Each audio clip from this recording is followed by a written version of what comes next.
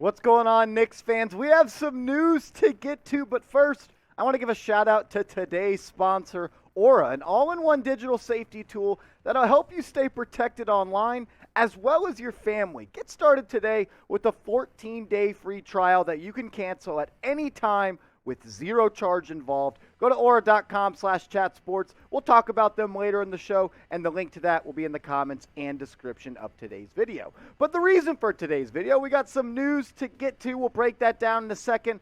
But there's also some rumblings and rumors that a sign-and trade for Jalen Brunson involving Evan Fournier is not dead. The Knicks have not announced yet the deal of Jalen Brunson. That could have happened yesterday. And there's kind of, some question marks coming around like, why has it not been announced? We'll break all of that down in a second.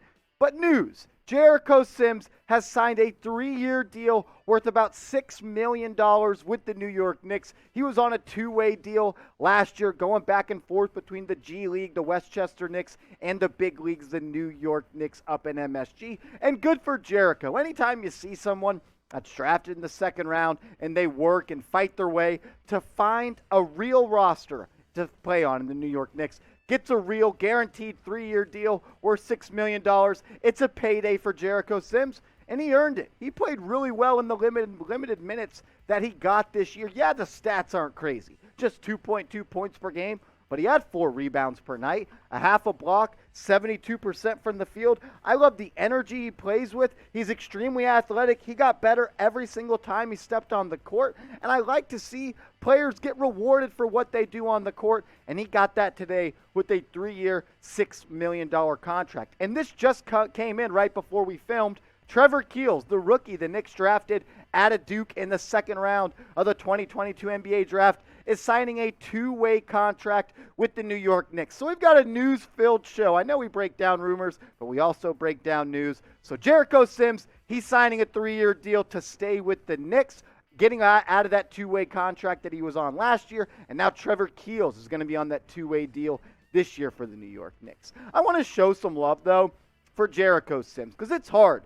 to make a roster after being a second-round pick. And then going back and forth from the G League, he's now on the Knicks. He earned it. He deserved it. And I want Knicks fans to show him some love. So type 45 in the comments section to show your respects and pay some love to Jericho Sims. And this is why you subscribe to New York Knicks Now, because when news breaks, when Jericho Sims signs a deal, or Trevor Keels signs his rookie deal, we break it down on the channel as soon as possible, youtube.com/KnicksTV. And we're trying to get to 10,000 subscribers on the channel and catch Boston Celtics today. Another NBA channel we have here under the Chat Sports umbrella. We officially launched a sub battle a couple of days ago, and you guys reacted really well. We used to be 3,000 subscribers down. Now we're just over 2,000 subscribers away. I hate Boston. I hate the Celtics. It's just the New Yorker in my blood. So if you hate the Celtics and you want free daily videos on the latest New York Knicks news and rumors, we're your channel. Go down right now and hit that big red button. This was some interesting news following the Jericho Sims, announcement. And this is why we're talking about the sign and trade stuff. And we have more tweets to show you and all the rumors and rumblings. But Fred Katz said, the Knicks have 2 avenues to sign Jericho Sims. If they work a sign and trade for Jalen Brunson and stay over the cap, they can use what's left over from the mid-level exception to do it. If they operate under the cap, they can use remaining cap space. The only part that I'm really talking about is, why is he still mentioning the fact that if they work a sign and trade for Jalen Brunson? Because the rumors are that is still on the table. These are the latest rumors. The trades and signings could have became official yesterday on July 6th. But the Knicks did not announce the Jalen Brunson signing. They also did not announce the Alec Burks and Nerlens Noel trade. They also didn't announce the Isaiah Hartenstein signing. But they did announce the Kemba Walker trade. And since the Knicks did not announce on their Twitter page that Jalen Brunson has signed a 4-year, $104 million contract, it's not official yet. And it has Knicks fans wondering, as well as Mavericks fans, is a sign and trade coming? There were reports a couple of weeks ago that the Dallas Mavericks had interest in Fournier, and here we are once again. This is what Dallas Nation on Twitter had to say. They said there are some reports out there that the reason why the New York Knicks haven't announced the Brunson free agent deal is because they could be working on a sign and trade with the Dallas Mavericks. Maybe the Mavericks actually do get something in return. speaking of in return, what would a sign and trade look like? Because it actually gets pretty complicated. And we're going to break it all down, how it fits into the cap, what player would go from the Knicks to the Mavs to make a sign and trade work. We're going to break all that down, and then we'll show you a trade that could actually work under the financials of the current CBA and the NBA. But first, I want to tell you guys more about Aura. We started talking about them off the top of today's show, and they're today's presenting sponsor. Keep your family's online activities safe from hackers. They will do that. They'll protect yourself, your family member, because look, I had my debit card hacked into. I was a loser. I wasn't signed up with Aura. So I had to call my bank, and they had to call someone, and I had to call someone. And $600 later, on a fraudulent charge in some store in Oregon, I was SOL for a couple of days. But since I signed up with Aura, they've been taking care of me. I would have got real near-time alerts on suspicious credit inquiries if I was hooked up with Aura. You can do that today. Go to aura.com/chatsports, a 14-day free trial. No reason not to start that you can cancel at any time. I'll put the link, aura.com/chatsports, in the comments and description of this video. When we talk about, the details and the fine writing of what a Jalen Brunson sign and trade would look like, we got to understand what what you're actually allowed to do, who could be shipped out, the money you're allowed to be taken away. So this is what it would look like. And we also have that picture of his contract that we'll get to. This graphic is based off of Jalen Brunson making $25 million per year. So in a sign and trade, you take half of that money, which is $12.5 million, and then you times it by 1.25 and add $100,000. That would mean the Mavericks could receive $15.725 million in a sign and trade.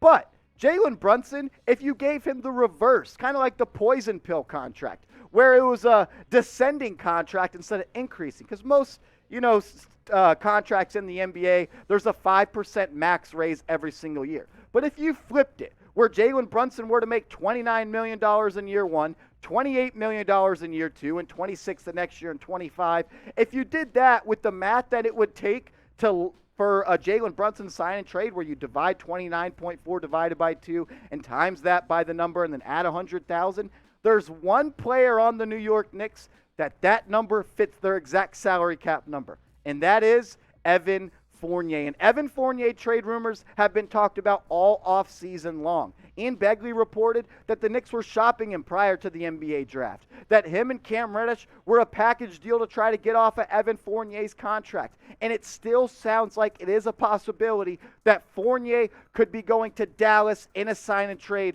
for Jalen Brunson. There's reports out there that there are concerns in the New York Knicks front office between a Jalen Brunson and Evan Fournier backcourt defensively. I have concerns about it as well. I like what they would be able to bring to offense. Jalen Brunson's great. We're going to love him as Knicks fans. Evan Fournier, a great three-point shooter, great spacing. But defense wins games in the NBA in today's league. And Fournier, he's a bad defender. Brunson, he's average at best. I think the Knicks need to do something. I would start Quentin Grimes. We'll talk about him in a second. But this is what that sign and trade would look like.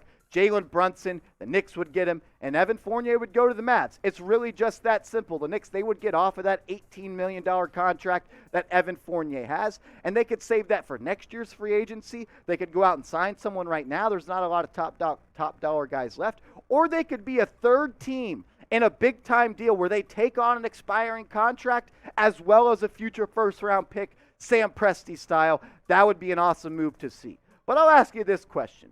Is it worth the Knicks doing this? Getting off of the money for Fournier? You lose a good shooter, arguably your best shooter, so maybe it doesn't make all that much sense. But I'll let you talk about it and answer this question. Should they make this sign and trade go down? Type Y for yes, or you can go down and type N for no. In my opinion, the New York Knicks should do this. It's kind of addition by subtraction in this point. Getting off of Evan Fournier opens up minutes for a lot of young guys on this team that need that burn to get ready and show if they can be real NBA players, like Cam Reddish, who's on the last year of his rookie deal. If he doesn't play a lot this year and the Knicks just let him go in free agency, that's a wasted first-round pick they made in that trade to get Cam Reddish. And also when you trade Evan Fournier, you get off his expensive salary, which is $18 million this year, $18.5 million the following year, and then $19 million in 2024. which is a team option, which I think makes it actually more attractive for the Mavs to get involved in this. Because look, if you can get Fournier back for losing Jalen Brunson, instead of getting nothing, you get Fournier, who's still a good three-point shooter in the NBA, it makes a whole lot of sense. Let's actually go to that Fournier one real quick. When you think about what Fournier can bring, he was one of the best three-point shooters in the NBA last year. 241 made three-pointers. He's someone that's really good. He set the Knicks single-season franchise record with 241 threes made. Him with Luka, he would get a lot of open threes with Luka manning the point. Averaged 14 points per game for the Knicks this past year, 41% from the field, and almost 39% from three. It would suck to see Fournier go because he is such a great floor spacer. He can get hot. We know what he did against the Boston Celtics, but it's about the youth. And it's time for Quentin Grimes to ascend into the starting role, in my opinion. He played 15 games this past year of 20-plus minutes overall, and he shined. 12 points per game, 1.5 steals, shot 44% from the field, 44% from three, had 5 games of 4+ three-pointers made, and when Grimes played more than 30 minutes per night, which he did 7 times, he averaged 14 points per game. So when Quentin Grimes gets the minutes, he produces. He is the perfect type of player you want alongside Jalen Brunson and R.J. Barrett and Mitchell Robinson and Julius Randle. He doesn't have to have the ball to be effective. He does all of the dirty work on defense. He'll be the guy on offense running off-ball screens and getting open looks for three and knocking them down because that's what he did. He shot 44% from three when he played more than 20-plus minutes per game, and as the season as a whole, he shot 38% from deep. Keeping Fournier, in my opinion, makes no sense. Because if you did, is he going to start? I don't think you can start him and Jalen Brunson. Is he going to come off the bench? And is he going to take away minutes from Emmanuel Quickley or Derrick Rose or Cam Reddish? That doesn't make a lot of sense. The Knicks are not competing for a championship this year. As much as I would like to see it, it's not going to happen. It's about moving forward and getting the young guys the minutes that they need. Fournier would just take away opportunities from those guys. And the reason we're talking about him not being a starter, if he does not get traded in a sign and trade, it's because what Ian Begley said in one of his podcasts on Twitter the other day. He said, even if Evan Fournier is here next year, I would assume the starting backcourt is something different. And he's alluding to Jalen Brunson and Evan Fournier. He doesn't think that's the case. He also said he wouldn't be surprised if that's Quentin Grimes. I would love to see a starting 5 of Brunson, Grimes,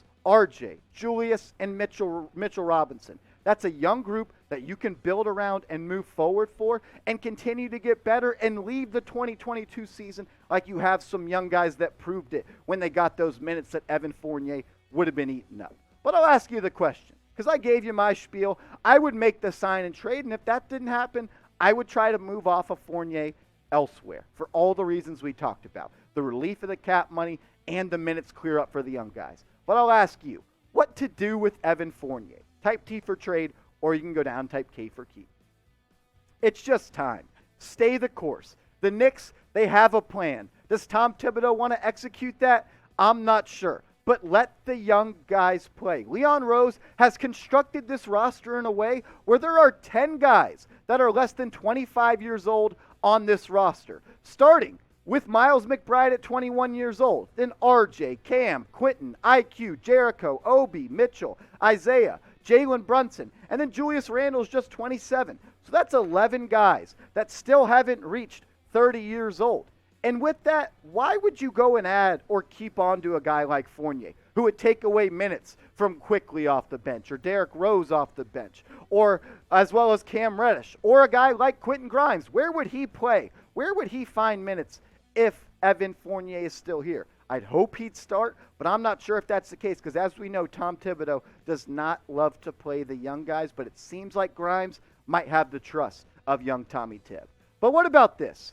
Do you want the Knicks to play the young guys? This will be the real one roll call of today. We've been doing that a lot on the show. We're at the end of the show. I've been asking the real ones to step up. This will be today's version of that. If you want the young guys to play for the New York Knicks, just type youth movement in the comments section right now. So when I go down there, I know all the real ones that finished today's video.